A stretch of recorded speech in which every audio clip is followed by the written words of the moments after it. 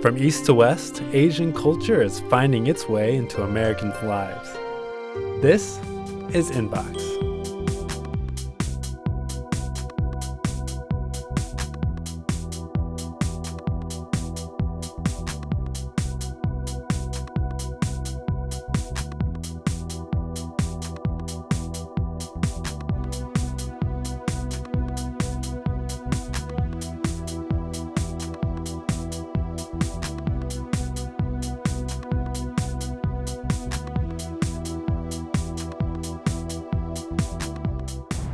Hi, I'm Mike. I'm Tracy. I'm Gina. Today, you'll see how Asian culture impacts American people's lives. We'll show you physical workout and spiritual training, as well as 5,000-year-old Chinese medical treatment. And you might be surprised to find out what's one of the most popular foods in America today. But first, we'll take a look at how Kendo not only trains your body, but also your mind. In our fast-paced world, people are often overworked and overwhelmed. They don't have a good way to release their stress. But Asian martial arts can offer that release. It affects both the physical and spiritual emotions of the human body.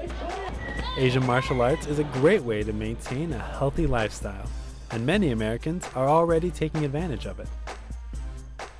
Kim Roberts has been learning Kendo, the traditional Japanese style of fencing.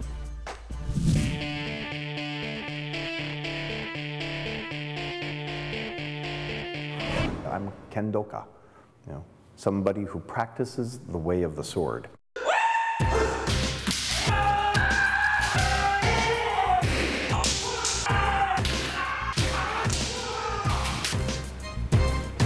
Now, what inspired you to learn Kendo? Without a doubt, my little boy and my father-in-law. I came to Kendo about 5 years ago, and I followed my son. But we had looked at various different things to get him involved in. So when he initially started, you weren't, it was going to be like a project or an activity for him? We've been able to find something that not a lot of parents do have, and that's something that they can do with their kids. And really, I think it underlies the whole notion of Kendo. Kendo becomes a multi-generational thing. In fact, he's a little different. He is more used to Asian culture. He met his wife and also went to college in Japan.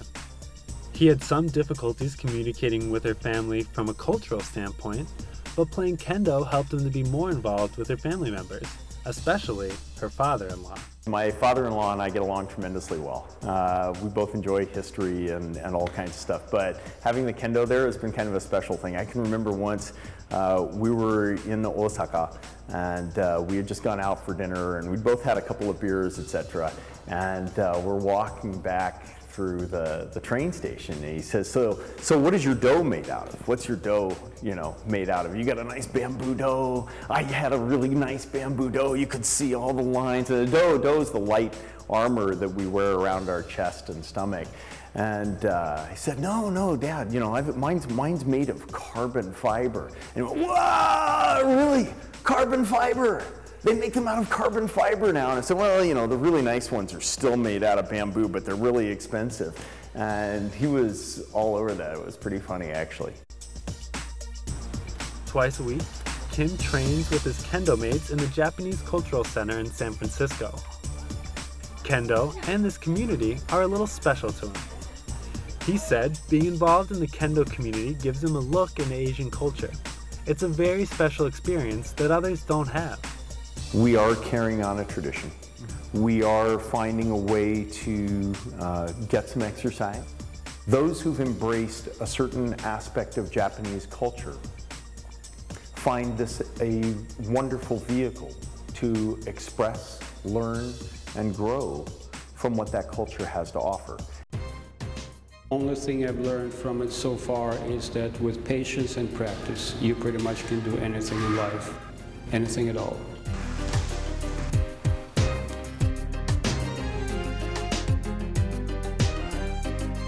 Growing up in America, maybe we don't always respect each other so much. And Kendo, as they say, begins and ends with respect.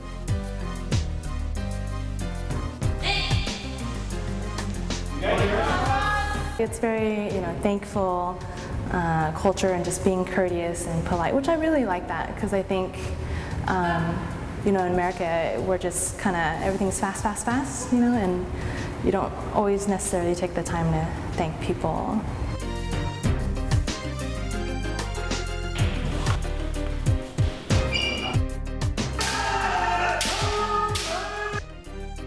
You have to realize in Kendo, in order to learn Kendo properly, you have to live your life properly.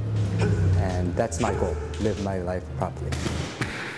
How did you come to Kendo? Kendo from the outset asks you, invites you rather, every time to calm your mind before you step onto the dojo floor. It asks you to think about your Kendo very solidly, how you focus, and gives you a time to be meditative about that as well. For me, that's a very important aspect of Kendo. I enjoy the peace that it brings me in the daily life. It's interesting a lot because I get to play with my dad in a different way besides my normal day experiences like baseball. Kendo helps me learn more about how I should show respect to my elders and people that help. I think without the Kendo and what I learned from it, I don't think I would be as a better person as I would. The Asian martial arts are already involved in Kim's family. They have been learning how to respect each other, and the Asian culture is passed down from one generation to the next, like from Kim's father-in-law to his son, Ken. Today, over 6 million people worldwide train in the art of Kendo. And after recent international competition, the US is ranked second globally. Now don't go anywhere. Now we're going from Japan to China and find out what happens when an American girl learns an ancient Chinese medicine. We'll be right back.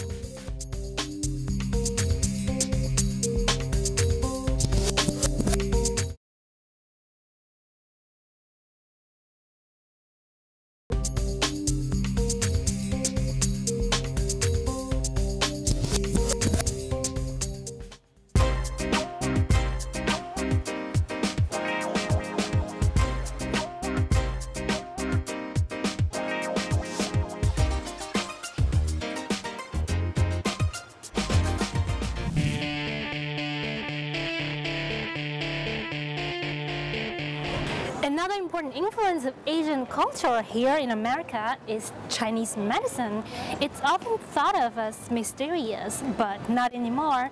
In fact, a lot of people now believe in the power of herbs and needles. And here in San Francisco, a lot of Americans are learning Chinese medicine at a medical college.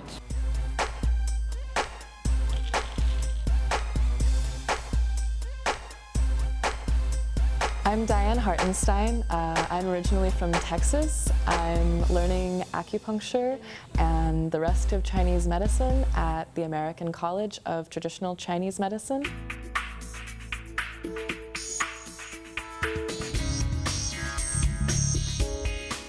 My first experience to Asian culture was in high school. I had many difficult years and was exposed to the Tao Te Ching. And that completely changed my life, the philosophy from that book. And in college, I studied medieval history to begin with, and then I ended up studying at a Buddhist university and really focusing on Eastern religion there. So during that time, like many other people, experienced some not very positive treatment through Western medicine. And it just really led me to be interested in exploring other ways to heal. Chinese medicine, I know, is very wholesome and inclusive of the whole person. And the school gives a really fantastic foundation into the basics of Chinese medicine, which includes the acupuncture, the herbs, the massage therapy, and the diet therapy as well.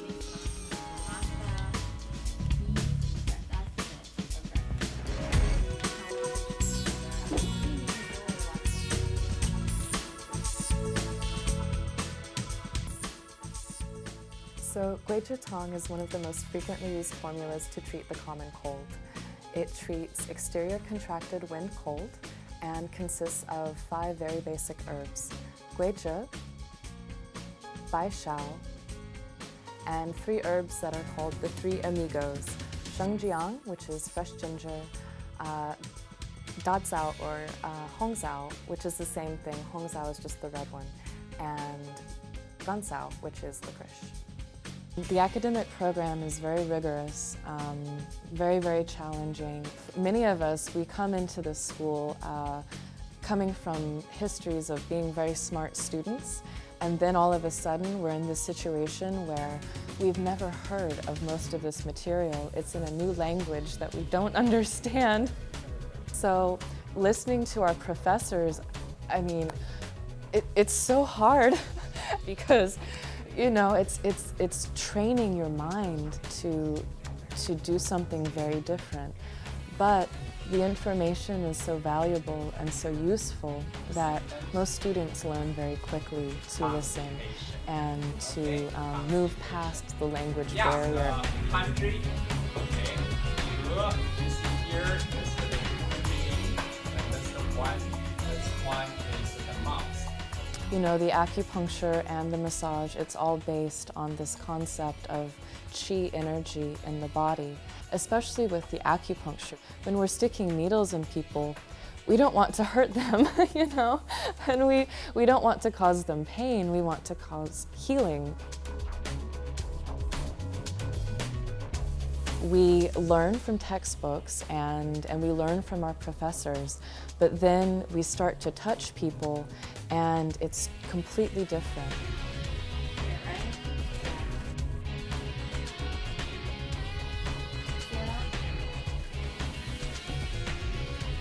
And the massage therapy, I think, very much helps us to understand how to work with different kinds of people energetically, and also it helps us to learn exactly what's happening inside of the body under the skin, because, you know, we don't use x-rays and we don't do surgery, you know, we can't really see what's happening on the internal level.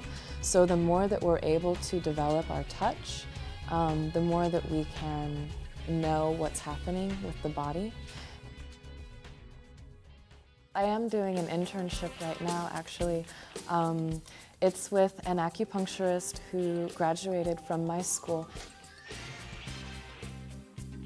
To have these internships with other acupuncturists away from school can be very helpful to learn the business, to learn how insurance works, to learn different techniques of needling. For example, the acupuncturist that I'm working with now, he incorporates some of the Western knowledge into his practice of acupuncture. With the other acupuncturist and learn different things from him, which has actually helped me in my experience at the school clinic.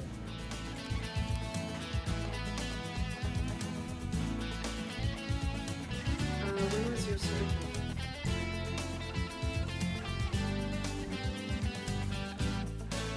What did they do?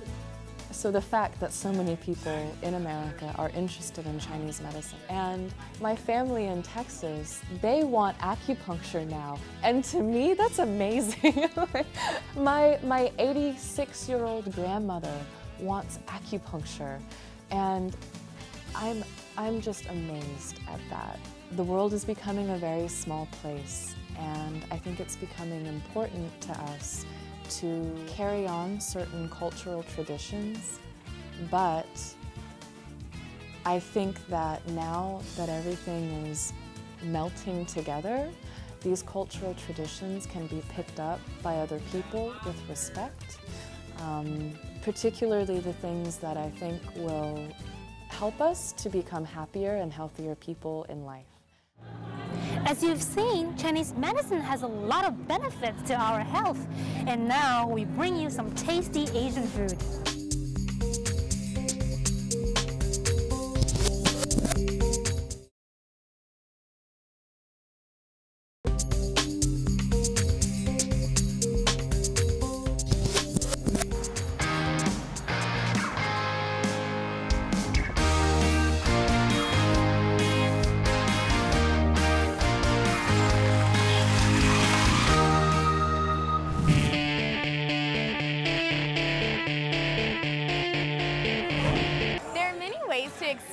Asian culture.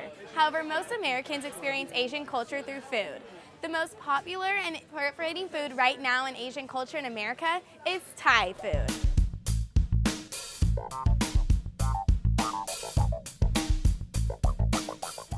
My name is Thai. I'm a chef. I'm a manager in Thai restaurant. I've been a chef for 10 years, and I moved to USA 5 years ago. My mom and my wife is also a chef. My wife works here with me. Okay, now I'm introduce you to my wife, Pat. She's making a chicken pad Thai, and it's very tasty. Have a lot of ingredients. So the sauce we make, they have like tamarind and sugar palm and those stuff in there that make it very tasty.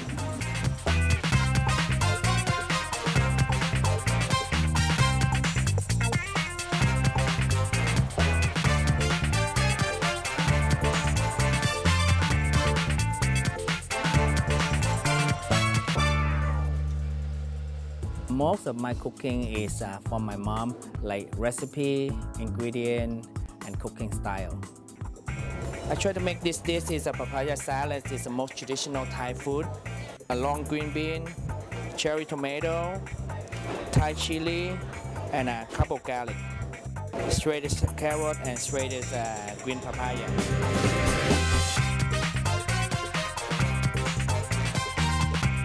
Lamb juice,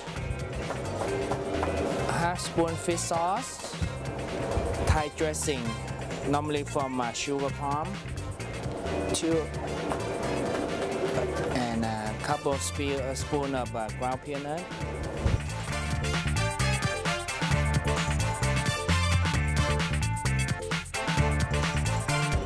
And now you get a papaya salad.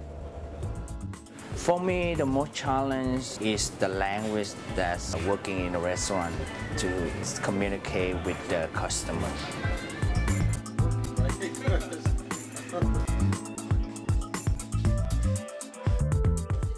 My restaurant established in 2007 until now, and it's a pleasure to serve Thai traditional cuisine in San Francisco.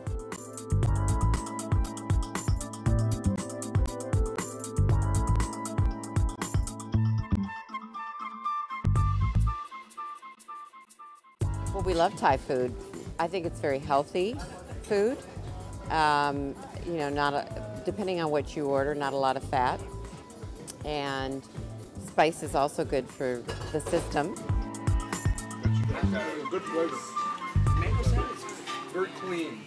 I think they have a couple different flavors from different parts of Thailand. Good mix of the sweet and the sour, right? Different kinds of meats.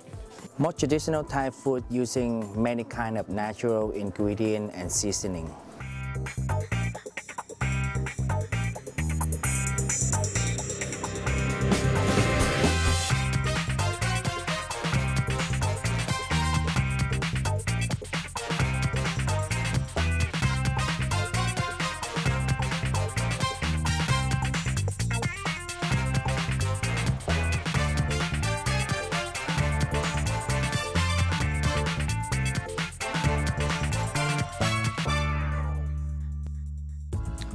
I'd like to introduce the 4 dishes that are famous in our restaurant. First is the papaya salad.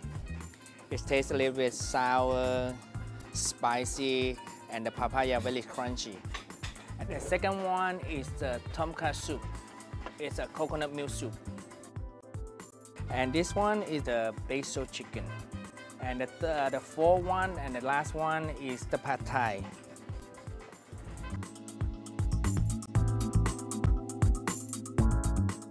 I usually recommend traditional Thai foods to Americans as much as I can because I want them to have a pleasant and healthy dining in Thai cuisine.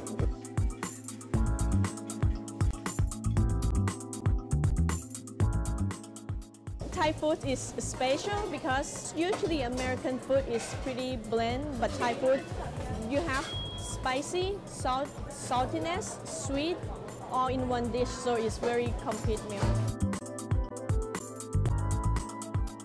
Thai food is very good because there's a lot of different elements to it, some different sauces, and I think for me, there's a lot of things on the menu that appeal to me.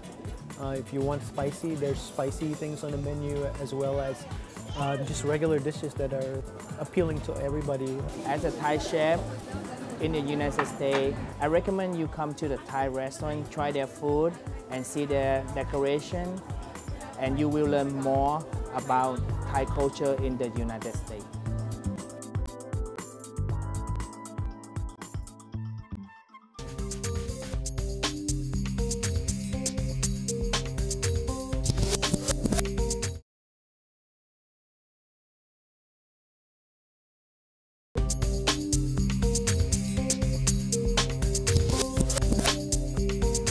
So behind the bamboo sword, we see the humble and respectful spirit of Asian culture. Also, under the needles and different kinds of herbs, there's another gentle way to treat our body well. Not only is Thai food healthy, but it's also delicious. Hey, we live in a multicultural world. Next time, why don't you stop and take a look around? You might be surprised by what cultures you see. Thanks for watching. And see you next time. Bye.